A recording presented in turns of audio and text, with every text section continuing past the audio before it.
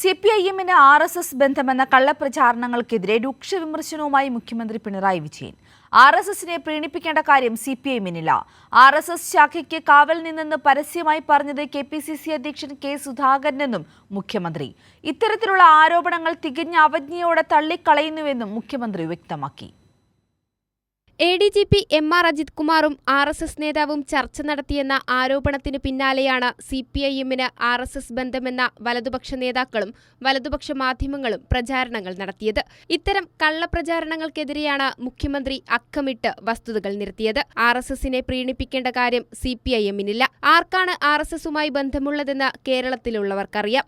RSS ശാഖയ്ക്ക് കാവൽ നിന്നെന്ന് പരസ്യമായി പറഞ്ഞത് KPCC അധ്യക്ഷൻ K സുധാകരനാണെന്ന് പറഞ്ഞ മുഖ്യമന്ത്രി, സുധാകരൻ RSS ശാഖയ്ക്ക് കാവൽ നിന്നത് മലയാള മനോരമ മറന്നോ എന്നും ചോദിച്ചു. RSS ബന്ധം ആർക്കാണ് എന്ന് ഈ പറയുന്നവർക്കറിയില്ലേ? എന്തേ സൗകര്യപൂർവം അത് മറക്കുന്നത്? RSS ശാഖ സംരക്ഷിക്കുന്നതിന് ആളുകളെ വിട്ടു നൽകി എന്നല്ലേ ആര്? മലയാള മനോരമ എടുത്തു നോക്കണം. KPCCയുടെ പ്രസിഡന്റ് പരസ്യമായി പറഞ്ഞത്. കോൺഗ്രസ് RSS ബന്ധത്തിന്റെ ചരിത്രവും മുഖ്യമന്ത്രി ഓർമ്മിപ്പിച്ചു. കോൺഗ്രസും RSSും തമ്മിൽ ഏത് തരത്തിലുള്ള ബന്ധമായിരുന്നു?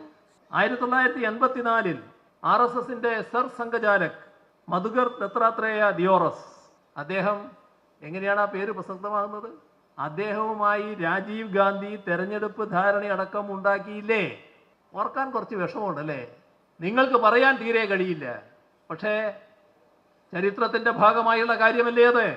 ബാബറി മസ്ജിദ്, അവിടെ രാംലല്ല സംഘപരിവാറിന്റെ സമ്മർദ്ദത്തിന് വഴങ്ങി ആരാധനക്കായി തുറന്നു കൊടുക്കാൻ തീരുമാനമെടുത്തത് 1986 രാജീവ് ഗാന്ധിയല്ലേ? അതിനു മുൻപുണ്ടോ? രാജീവ് ഗാന്ധിയല്ലേ ആ നടപടി ആദ്യം സ്വീകരിച്ചത്? ആർക്കാണ് RSSുമായുള്ള ബന്ധം? ആർക്കാണ് RSSനോട് സോഫ്റ്റ് പവർ? വർഗീയ ശക്തികളോട് സന്ധിയില്ലാതെ സിപിഐഎം പോരാടിയിട്ടുണ്ട്. ഒരു വർഗീയതയോടും വിട്ടുവീഴ്ചയില്ലാത്ത സമീപനമാണ് ഇടതുപക്ഷം സ്വീകരിക്കുന്നത്. സിപിഐഎമ്മിന് RSSുമായി ബന്ധമെന്ന് ആരും ആരോപിക്കേണ്ട. ആ വ്യാമോഹവും ആർക്കും വേണ്ട.